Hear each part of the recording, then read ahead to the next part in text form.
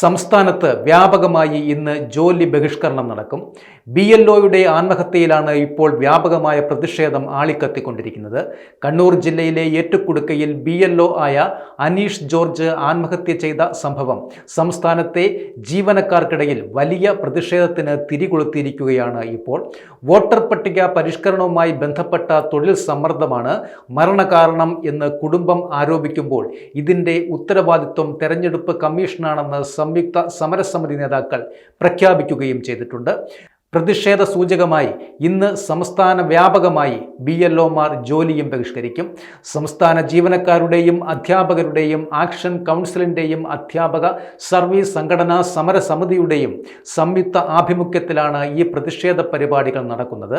രാവിലെ മുഖ്യ തെരഞ്ഞെടുപ്പ് ഓഫീസറുടെ ഓഫീസിലേക്കും ജില്ലാ ഭരണാധികാരികളുടെ ഓഫീസിലേക്കും പ്രതിഷേധ മാർച്ചുകളും ഇന്ന് നടക്കും.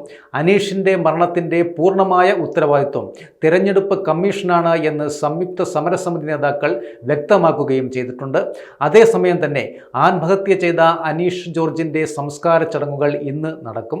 വൈകിട്ട് 3 മണിക്ക് ഏറ്റുകുടുക്ക ലൂർദ് മാതാ കത്തോലിക്ക പള്ളിയിലാണ് സംസ്കാര ചടങ്ങുകൾ നടക്കുക.